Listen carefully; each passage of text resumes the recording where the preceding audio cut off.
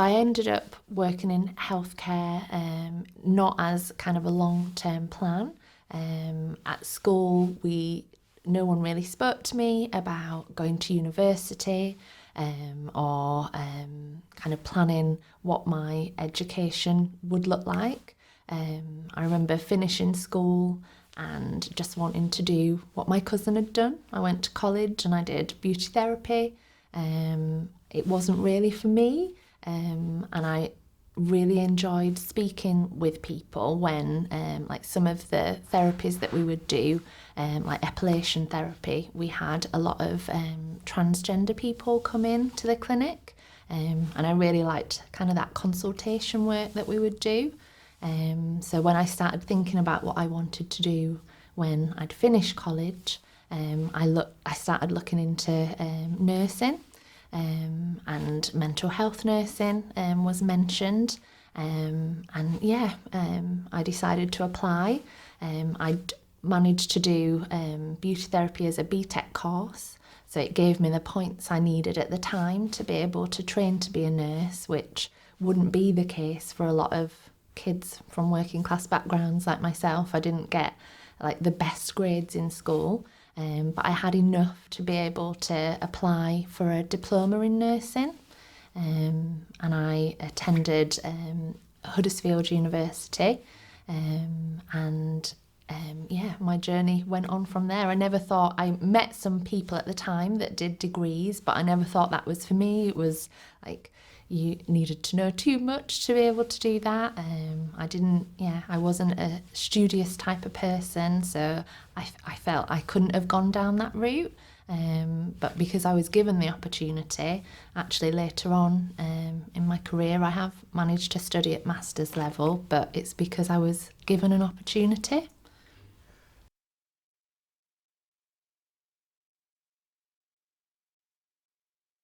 Mental health, like many people, had touched my family, and I always liked helping people. Wasn't always the greatest with blood, and like what you generally think of with nursing, but I enjoyed speaking to people and finding out their stories.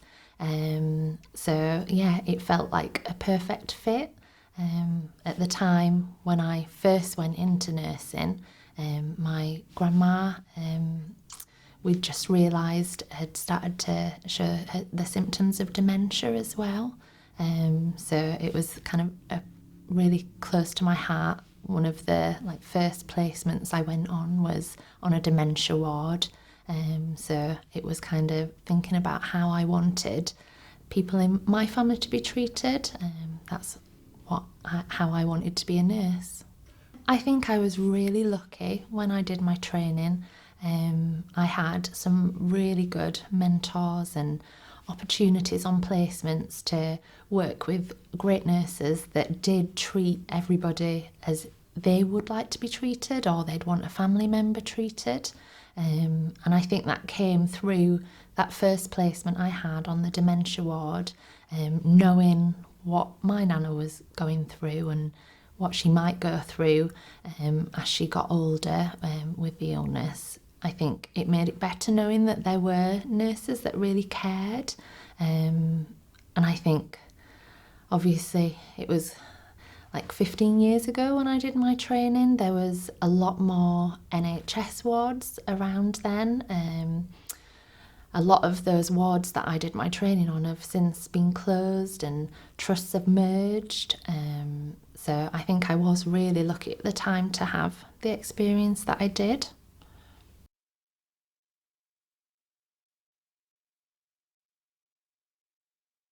To be honest, in my training, I don't think they really touched very much on ethnicity and race in my training.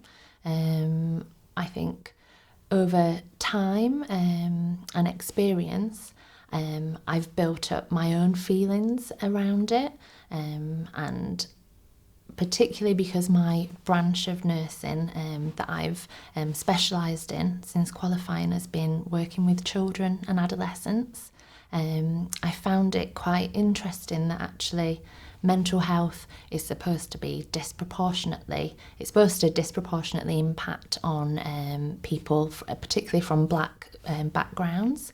But actually within CAMHS you often don't see that demographic, and it's left a lot of questions in me about why we don't pick up on mental health earlier for children. What routes do they go down instead? And unfortunately it is down the criminal justice route, it's down social care route, as opposed to having that early intervention and being able to support people's mental health.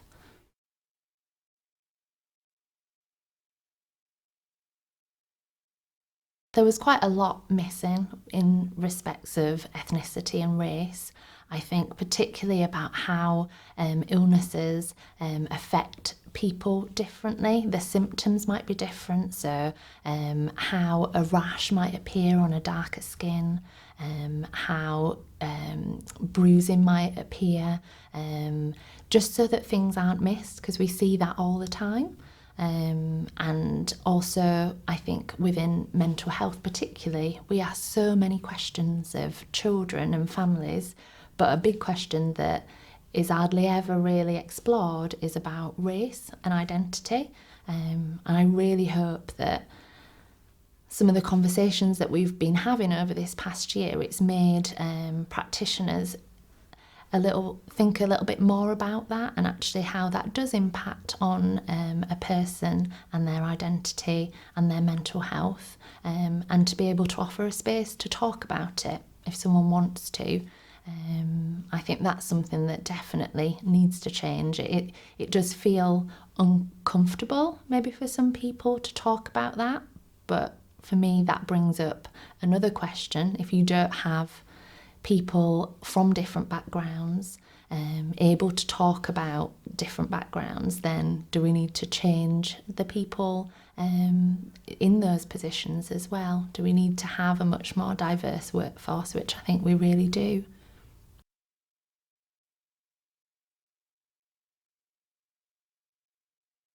So one of my best placements was working with young people in the youth offending service. I think I was placed in a really good team, and I think we were able to work with young people without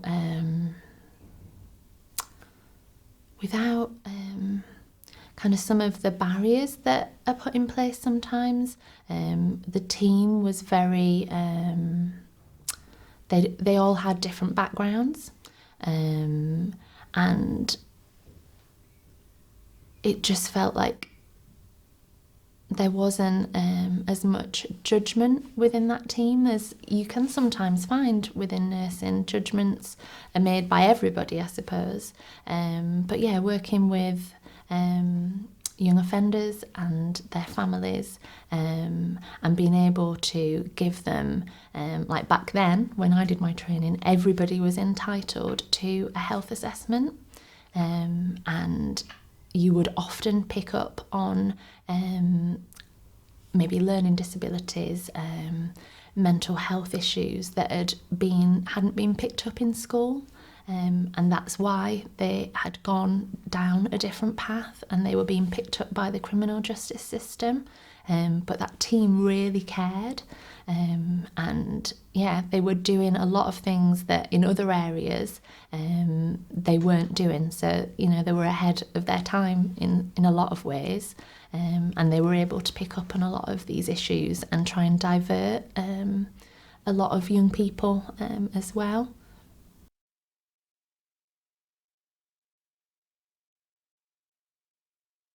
So my first job in nursing definitely wasn't what I expected, because I'd had such a good placement with my youth offending team. I'd applied to work with young offenders. I'd applied to work in a secure training centre, and I assumed that I would get to do a lot of that early intervention type work, and to support young people coming out of the secure training centre. And I remember, like, my first few weeks, going and supporting young people that had self-harmed and making appointments with them to go back and to be able to talk with them about like what had happened and about how we could think with them about doing things differently. And I remember being faced with loads of questions about why I wanted to do that, and I couldn't understand why the nurses in the team were asking me why I would do that. And it's because it was quite a mixed team, so you had a lot of like general nurses, and there was only one other mental health nurse that were there. So the mental health nurse understood why I would want to speak to young people, not just patch up their wounds and leave. But yeah, some of the general trained nurses didn't have that understanding. So it was quite a difficult job to go into as a newly qualified mental health nurse. And actually seeing a lot of the young people that we had there as well, kind of that cycle of them coming in and thinking that there'd be a lot of rehabilitation work done, and that you'd be able to support kids so that when they left, they might have some different opportunities in life. But then actually hearing that they expected to come back, or they expected to go to the YOI down the road, I found really, really difficult.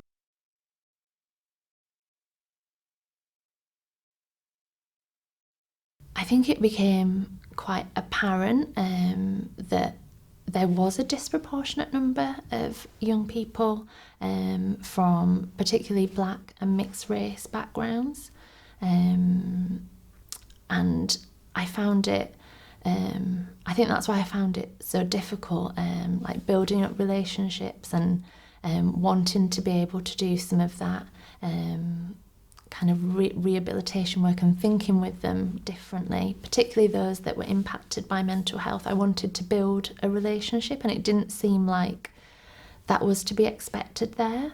I never saw any instances of racism, but just the fact that it was so disproportionate, that just raised a lot of questions for me. I actually didn't stay in that job for very long because it felt very, it felt really oppressive being in there. And yeah, it wasn't a place, I don't think, for a newly qualified mental health nurse. I like to hope now, 15 years later, that things have changed and that young people are getting a lot more help with their mental health in there, because they really weren't. Especially when, particularly young people with autism as well, that were in there, that may be locked in their cells for long periods of time, and not able to socialise with other young people, and not having a plan as well for when they came out. That was really, really tough.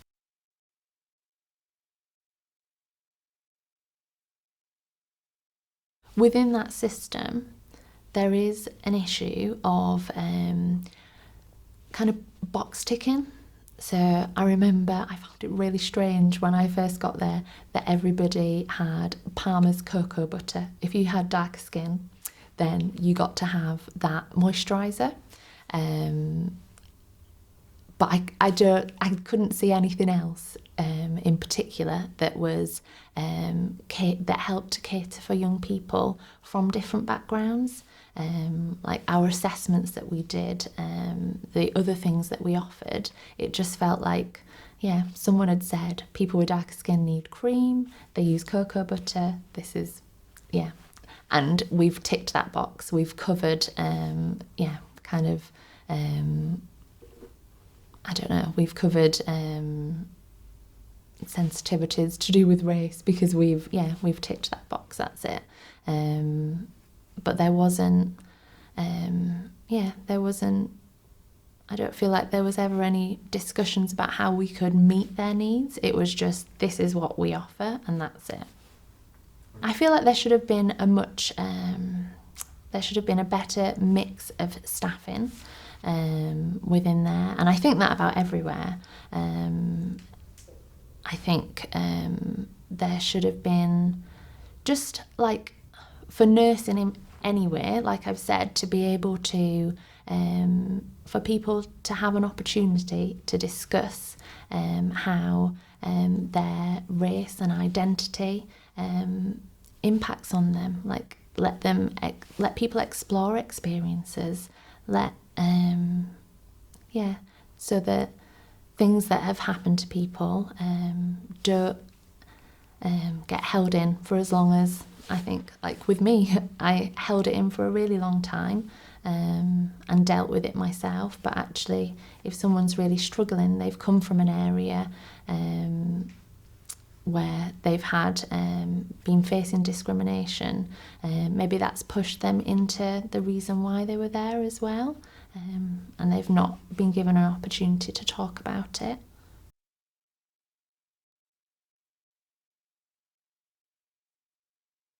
So after my first job, I went into school nursing. I started as a band 5, and I remember my first job in school nursing I absolutely loved. It was in a really diverse area.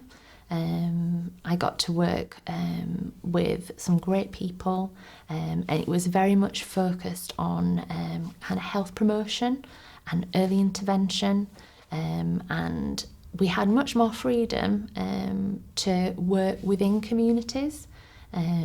So I was able to, rather than expecting the young people to come to me, I was able to go to them and work in their community centres, in their libraries. And unfortunately, I had to move. We moved areas, and when I got into school nursing in another area, as I suppose we've all felt with the NHS, there had been a lot of changes by the time I got back into that school nursing again, and there wasn't the opportunities to do that outreach work with communities. A lot of it was much more kind of child protection focused, and I feel like that kind of arena, there's a lot more judgement in there, and again, there isn't a lot of representation of nurses from different backgrounds, so a lot of that judgment often comes from a white middle class kind of perspective. So maybe some of the issues that were happening, if you looked at it with different lenses, you would be able to see it differently and you would judge it differently. But because everyone comes from the same background, I think that really makes that environment very biased. A lot of the decision making can be very biased.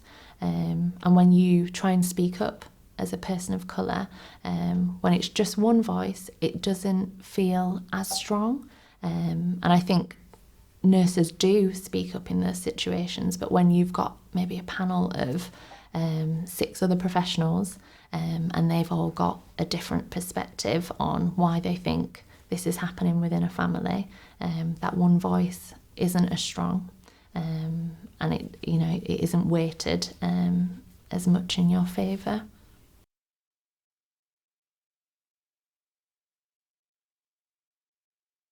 When I did my training and I did a diploma in nursing, I remember being told that, like, generally you would be a band 5, band 6.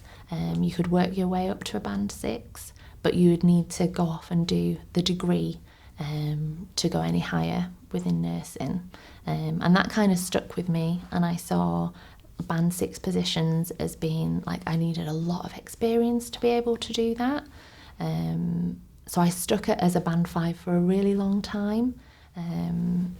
And I did push myself to become a 6, and I gained a lot of experience with mental health within school nursing. So I'd worked in different areas with forensics and youth offending, And I remember applying for my first band 6 and still thinking, this isn't enough experience.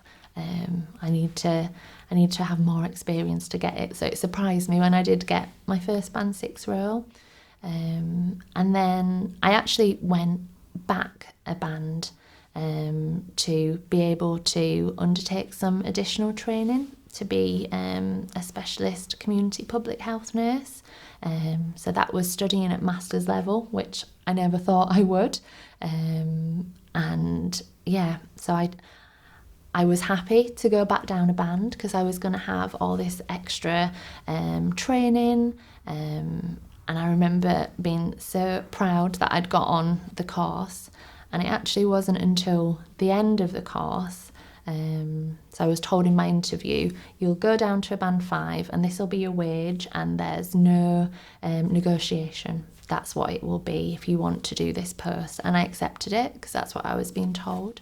And I remember getting to the end of my course and the friend that I'd made, who wasn't a nurse of colour, we were looking at our wage slips together, and I noticed, and she noticed, that she was on significantly more than me. And bearing in mind, I'd been a band 6 before I went into the post, and she'd been a band 5. It just, it shocked me. And I was really annoyed, but I was also really embarrassed because I'd had all this experience, I'd had all these extra years, but the trust had decided that I wasn't worth as much. I didn't deserve to be paid as much. I found it really shocking. And I did speak up about it, but I remember just feeling like, oh, that's silly, that's not why that happened. And I didn't feel like it had been taken very seriously. And I actually ended up leaving and going back into mental health because of that and lots of other issues that were happening at that time. But yeah, I remember feeling just really embarrassed, and I shouldn't have felt embarrassed, they should have felt embarrassed. But yeah, that's how it left me feeling.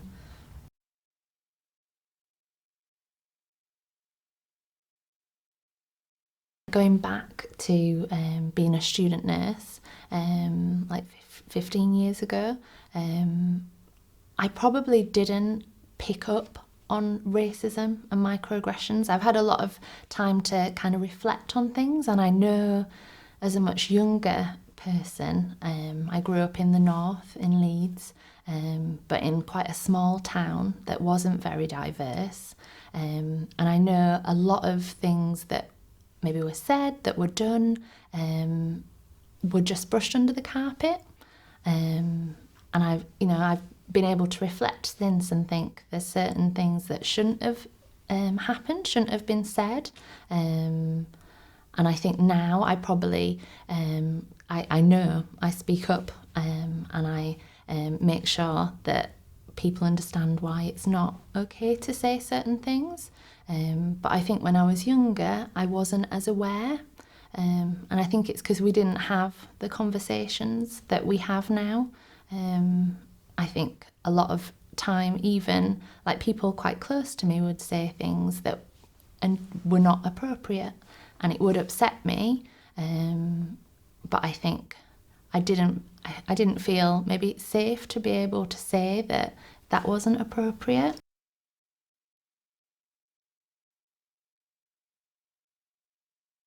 When I look back now, I feel like I wish I could have said more when I was younger.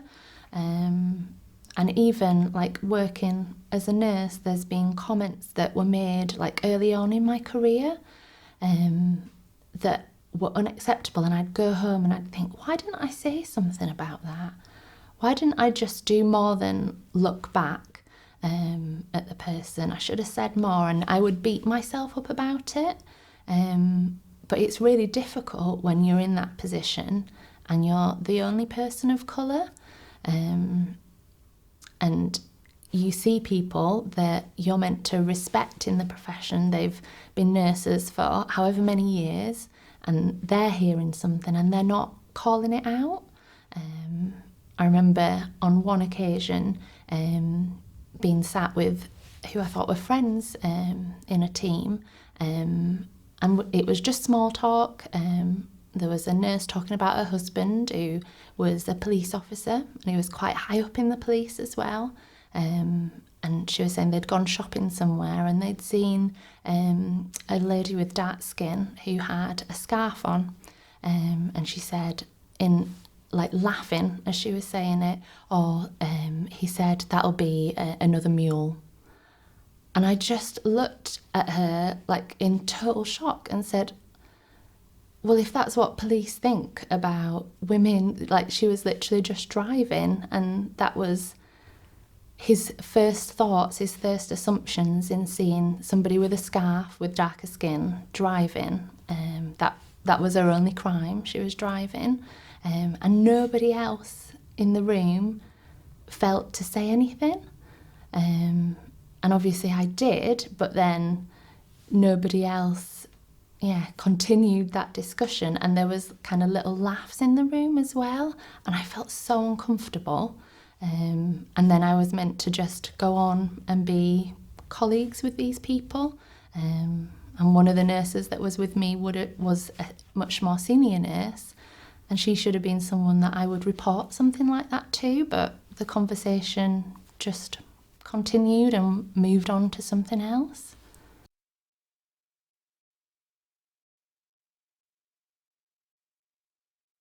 My awareness and my ability to speak up about issues to do with race and feeling like things weren't being treated right probably changed in relation to me having children and thinking I don't want them to have to face this. Like if people don't start speaking up now, it's not going to be any different for them. So I felt more of a responsibility, like I had to do it.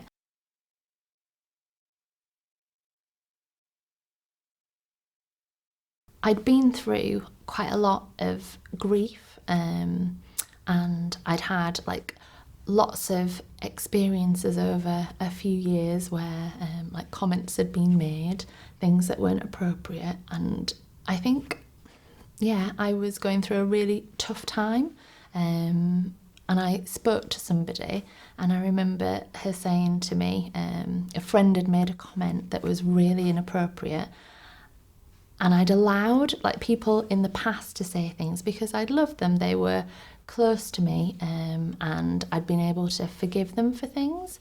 And she said to me, you don't have to accept that from anybody. Like a friend isn't a family member. And I felt like I'd been given permission to not have to experience it, which probably sounds really strange to people, but I think after speaking to her, she really helped me to overcome some grief that I was going through. I'd lost a lot of people really close to me. I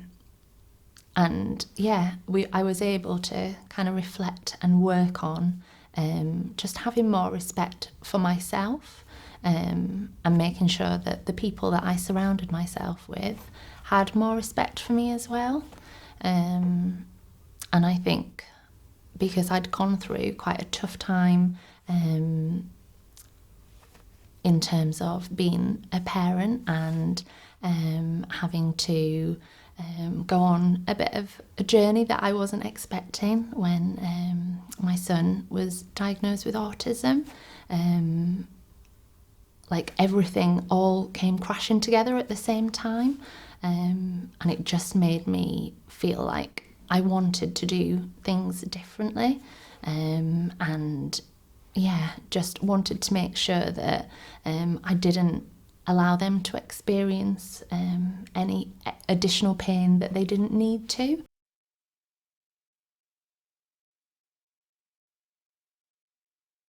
The experience that I had, particularly with my son, I think it brought a lot of things to the fore. So we hear about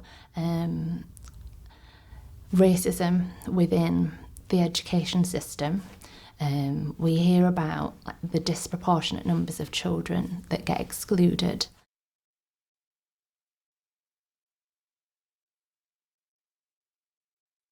When he was much younger, we knew there was something different. He was always full of energy.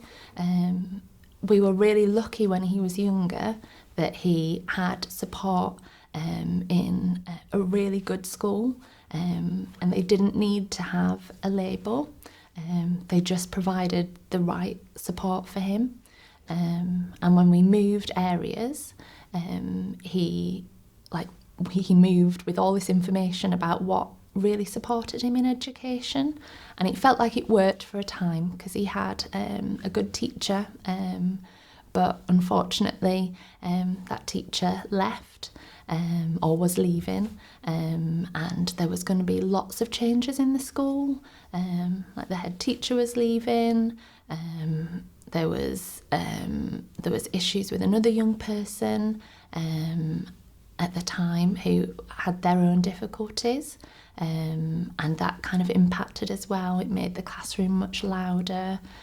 Like a lot of children, especially boys, they really enjoy that first part of school where it's really experimental and they're quite free-flowing in and out of the classroom. But then as they get into their second year and they have to start sitting down a lot more, it becomes more apparent when there are difficulties.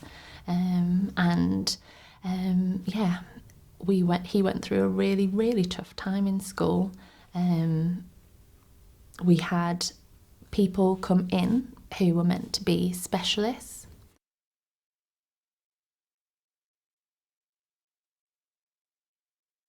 I'd been a nurse for a number of years. I'd got experience of supporting other children and other families, and I needed some support myself, and I felt like my experience as a nurse wasn't taken into account. No one wanted to listen to that. There were just assumptions made about why my child was behaving that way. And instead of being offered the support that I knew we needed as a family, we were taken down a different route. And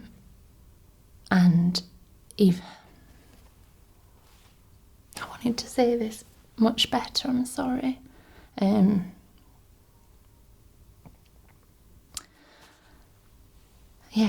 Like lots of families, we had to go through exclusions, but at the same time as us experiencing that, I was seeing other children that didn't look like my child displaying exactly the same behaviours and not having the same consequences and still remaining in the school. And despite having a mum that had helped all these other children, I felt like I wasn't able to give that to my son. And it made me think, like, things have to change and I want to get involved in being part of that change. And then at the same time as him going through that, obviously we made friends with other people going through that same journey, and the journey just is always harder. You always have to fight harder the darker your skin is. And the people at the top that are making the judgments, everybody looks the same. And I remember being in like a tribunal and expressing that point and feeling like nobody wanted to hear it. Like I'd said enough. You've made your point heard, Mrs. Ambrose. But actually I hadn't, because my son had still experienced all of this. And that is something that has to change. And it has to change from within. The people that are, part of giving people support in schools, they really need to think about like how that support is offered fairly and to everybody. And I still don't think that that's in place. I think we've got a long way to come.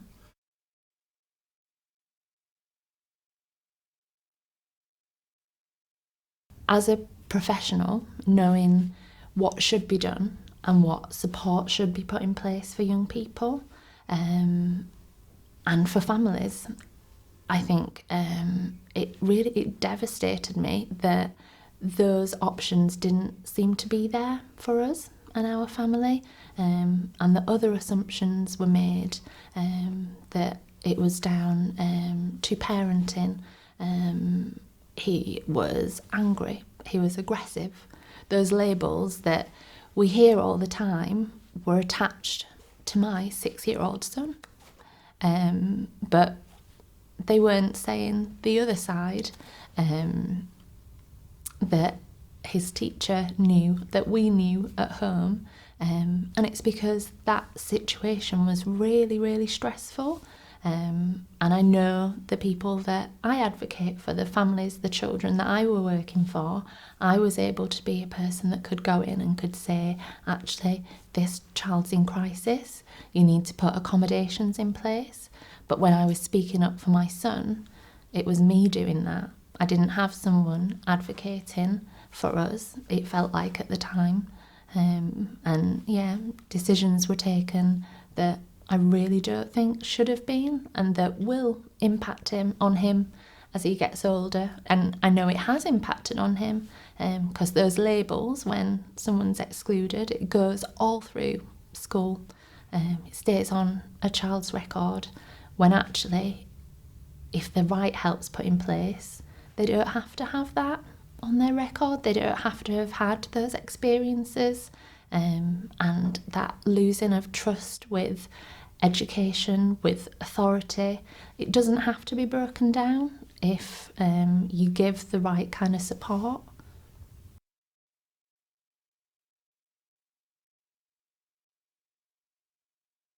I think there's a lot of research that needs to go on in that area, but currently there hasn't been that much done in that area. I've been on like conferences where those questions have been raised, and particularly in kind of BME forums within the NHS, as they're called. It's a question that's discussed, but I've been a nurse for 15 years, and from the beginning of my career I've been raising that question and discussing it, but still haven't seen change. So yeah, a lot more work needs to be done there. I think some studies that happen often will pick those issues out, but they don't then get explored and worked on further. So we've got the statistics, but yeah, there hasn't been much research done about how you change that. I think it begins with being able to feel comfortable talking about race. That needs to happen more. But yeah, in terms of being able to change that, I think it also starts with the workforce changing as well and being much more representative. So within mental health generally, you might find that it is more diverse workforce as well. But when you dig into CAMHS, it's again not as diverse. And I suppose we need to think about why that is as well, and be able to have those questions.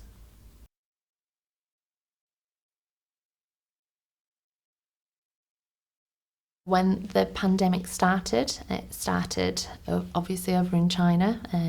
People were posting things on Twitter, and we didn't really think that we knew it was potentially coming here, but not realising what the impact would be, despite seeing how it had devastated parts of China. It didn't feel like there was much urgency to change things here. And at the time I was pregnant, and I didn't there wasn't any messages to pregnant women that we had to be particularly careful. Obviously that advice has since changed because it significantly impacts pregnant women. But yeah, I remember having my little girl. We had the home birth that I'd wanted with all his family around us. So we were really lucky. She came along just before, I think like 2 weeks before things really changed, and it felt like the world had changed. And the pandemic was happening, and there was, it became quite apparent that there was a disproportionate number of particularly nurses of colour and doctors as well that were being impacted, that were losing their lives on the front line due to COVID. And around that time as well, we heard the news from America about George Floyd's murder. And I had, because I wasn't working, because I was on maternity leave, I wanted to do something to help my colleagues on the front line. So I got much more involved in nurse activism through Nurses United, and we set up a Nurses of Colour network as well. And it provided a space for us to talk about the things that I'd been going through my career, and thinking, it was something that was just happening to me. It provided kind of a platform for a number of us to get together and hear each other's stories and realise it wasn't just me. This is happening on a huge scale throughout the UK. We've got members from Scotland and from Wales, and those same stories and like that same there's that same pain and trauma that I had gone through, other nurses were going through. So we wanted to do something to make a change, and we have spoken to nurses in other countries as well. We've networked with nurses in Spain, in Africa, in America, and I think having that strength as a profession, we're often listened to, we're meant to be listened to and respected. So I think the fact that we can use our profession to get other people to listen to something, we've had a pandemic of COVID, but actually we're uncovering this pandemic of racism as well, that is impacting across the globe. And I think, we've been able to shine a light on something that has been kept hidden for quite a lot, for a long time. I think a lot of people have been suffering in silence and thinking it's particularly when you're from an area that isn't very diverse, I think. Quite often you think it's just your experience, but I think a light has been shone, and I know my confidence has definitely grown over this past year. I think I probably already have been speaking up over this past few years, but I think going back to work, since being involved with Nurses United and Nurses of Colour, I think I've had more confidence to say even more, to be involved in a memorial about George Floyd and speak up in front of like the directors in my trust, to feel like what I've got to say is important, that I don't need to leave it to people that haven't got that experience. I can have my say as well.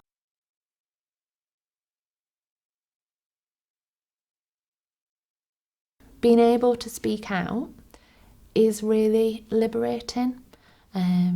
It means that you're not having to suffer in silence, like I said. It means that the journey that I have been on, even though it was really painful and it's left a lot of scars, which trauma does, whether they're internal or external, it leaves a lot of scars that'll take a long time to recover. But it means I didn't experience all of that. There's a reason. I can do something with that, I can help hopefully make a change for other people, and particularly for my children.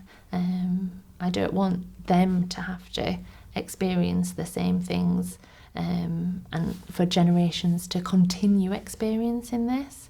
And yeah, I think as nurses we absolutely have a privilege with our profession, to be able to speak up for people that are struggling. We're there to help other people, and we have to help ourselves at times as well.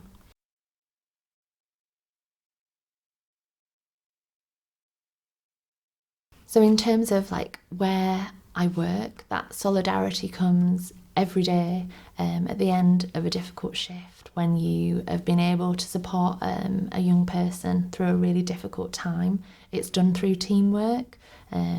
Nursing generally you don't do it by yourself, you do it as a team, particularly when you work on a ward.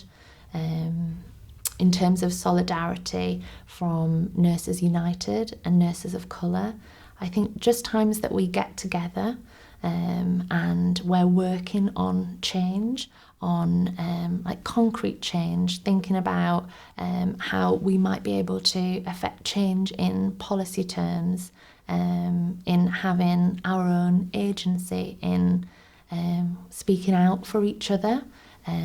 That's a real sense of solidarity that I'm really grateful we've been able to create. Yeah, absolutely.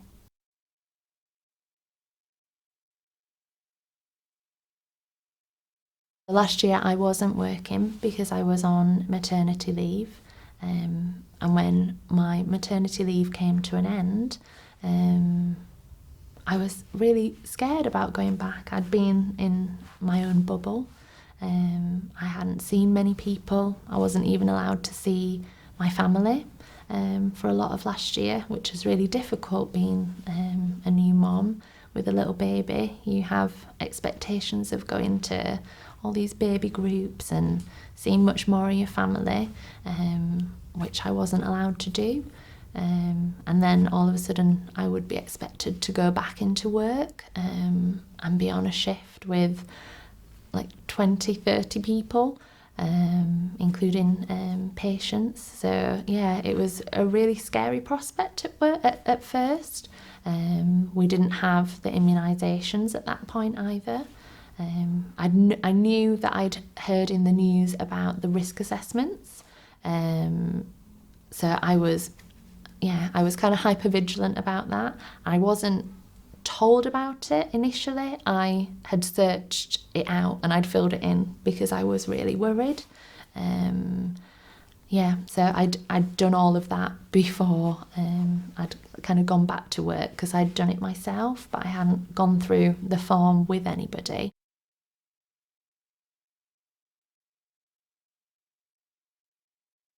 Being involved in Nurses United, we had done a lot of research around PPE, and we had a lot of members telling us that they didn't have the correct PPE.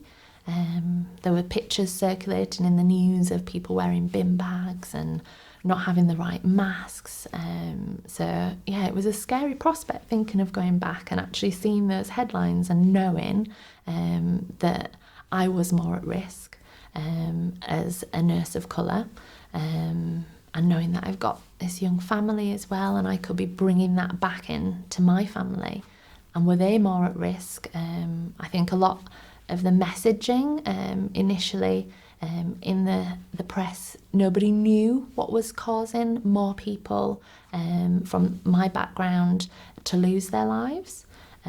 So yeah, it left people were really scared going into work.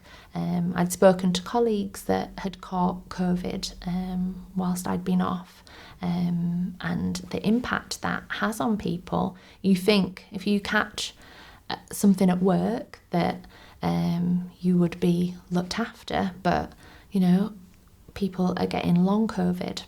It's affecting them a lot longer than what their sick pay lasts for instance. And if you've got a family, you've got to think about that impact on them as well. So yeah, I was really scared going back.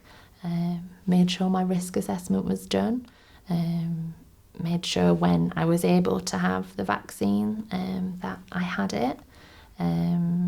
But it's still scary, and it's still scary now. We've got the new variant going round, and yeah, it's really worrying time in the NHS.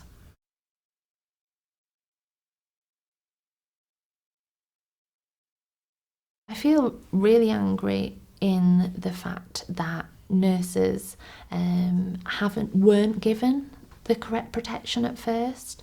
That despite, a few months before it came to our shores, that we were aware of anyway, the stockpile, had been allowed to, deplete, had been allowed to go out of date. That there was an action initially to stop the spread of COVID. It felt like we weren't listening to countries that had gone through it already. It felt like, in some ways, it felt like this country felt like we were superior and we could make our own rules, when actually other countries had already gone through it and we could listen to their advice. But yeah, for some reason, our government wasn't listening to the advice of colleagues in other countries. That doesn't make any sense.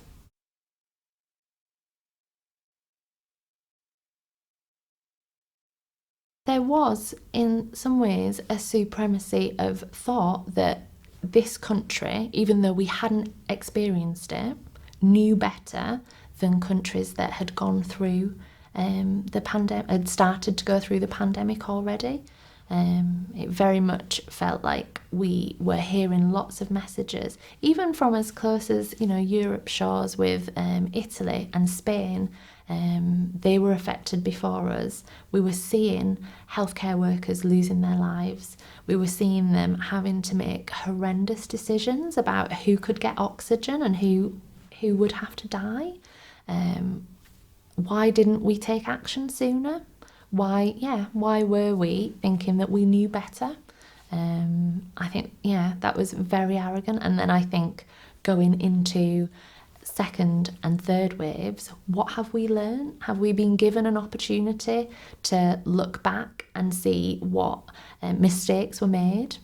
It doesn't feel like it. It feels like we're going back into more surges without having really seen, or without the government really being able to see what mistakes they'd made and actually to be held accountable for those mistakes as well. And at the end of the day, more people are going to lose their lives. More families are going to be, broken apart because of this. And I feel like, we definitely needed to be listening more.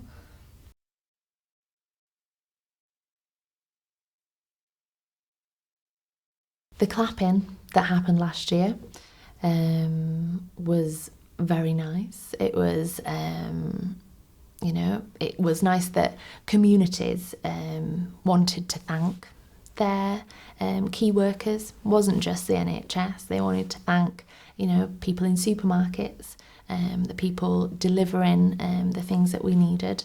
I think, people felt like they wanted to thank nurses and everybody, which was brilliant. But at the end of the day, the government are the ones that make the decision on actually how we are valued as nurses. And they haven't really shown that we're valued. They've offered us a 1% pay rise. So over my career, there's been a 20% real terms pay cut, and it needs to be addressed. It's not going to be addressed with 1%. When I think back to when I did my training, I was really lucky. I had my fees paid for me. I had a bursary. Otherwise, I would have never considered going into nursing. I would have got a job after college. There'd have been no way I would have considered getting into debt by 50, 60 grand. Some of the student nurses are coming to me and saying they're in debt by now.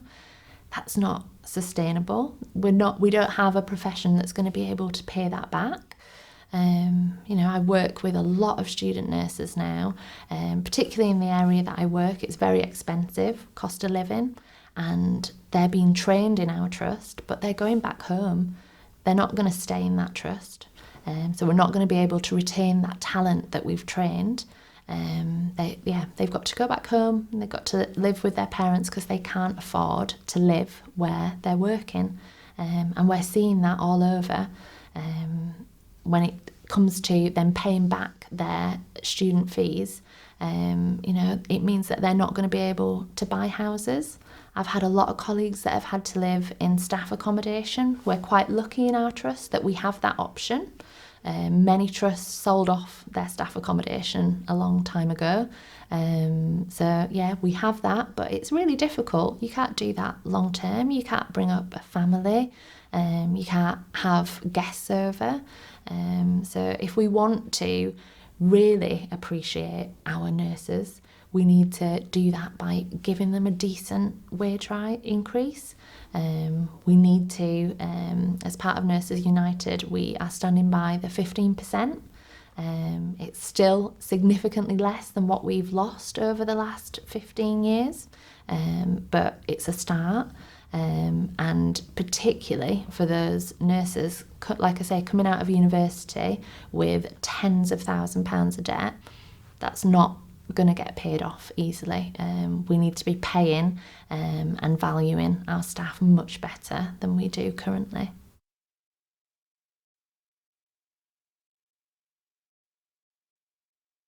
I've been traumatised by racism. I've been traumatised by our experiences, parents as well, with my son, with the journey we went on that we didn't have to go on.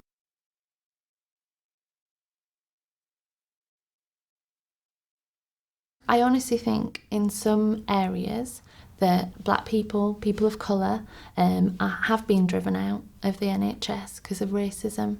I think there are some really good practices, but where places are getting it wrong, we need to do more to change that. We can't just leave. We've got to actually put some sanctions on those areas. There has to be not just the nurses themselves that, like, we're punishing ourselves by going through that. Actually, those trusts need to be accountable for some of their decision making. The fact that we know that nurses of colour don't progress within the NHS, just like a lot of institutions. Actually, there needs to be some targets in there, and if they're not met, then there needs to be some sanctions around that. And often our experiences as nurses of colour mean that we might not see ourselves in those positions, so we need to be given opportunities to be able to explore different opportunities, be able to meet more people within the trust, to be able to see ourselves in other positions. I think, who is it that said, like, you can't be what you can't see? And it's really true, you can't. If you always see the people at the top looking a certain way, having the same background, going to the same schools, then how is it ever going to change? You have to give different people an opportunity. And I think with giving people an opportunity to be in those different roles, they can bring their own experience, then they can see opportunities for other people as well.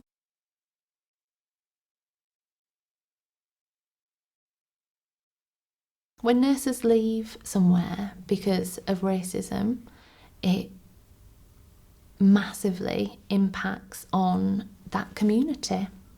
It impacts on those people that you would have been helping, the people that are looking for a nurse that looks like them, that might inspire them to become a nurse, or might inspire them to do something different as well.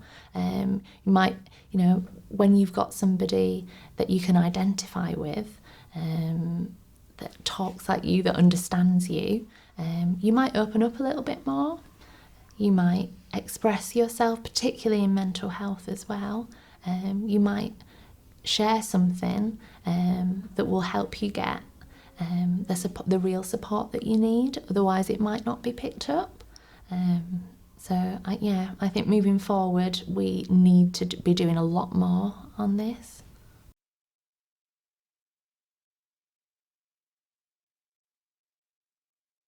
I felt over time that it was me that I'd experienced this, but particularly over this past year, I've met lots of other nurses that have been going through that same journey, that have felt that they haven't been supported and that have felt they've had no option but to leave the NHS.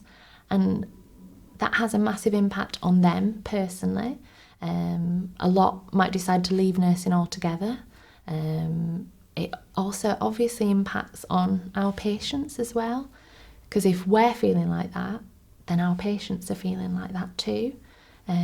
So it's not an easy thing to do, to leave, but it's not easy to stay when you feel like that and you feel like you're not going to be listened to and that things aren't going to change.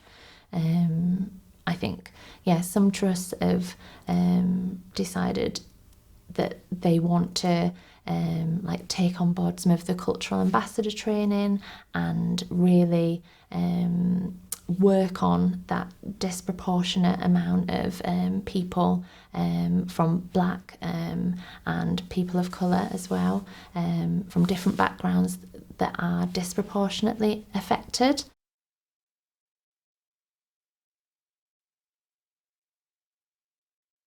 If I was to give myself advice and young nurses today, I would say that it is really important to speak out, and to get support from other people as well. I've worked in different trusts across the years, and you can tell the good trusts, you can tell the trusts that provide a space where people can come together and can share their experiences, and can discuss how things could be made better.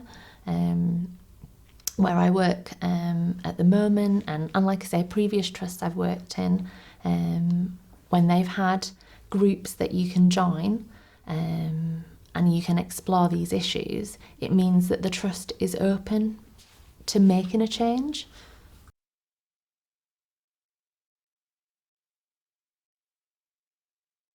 I think nurses that feel like they can't speak out, maybe they're younger, maybe they're older and they feel like things have been like this all their lives, and what good will speaking out do?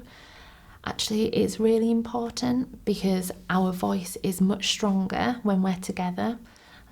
So actually organising and getting together, and if it's painful, if it leaves you maybe too exposed, you feel like you're the only one in your area, and if you speak up then everyone looks at you. Actually joining something like Nurses United, or Nurses of Colour, means that you can, you've got the support of other people. It isn't just you that's speaking up.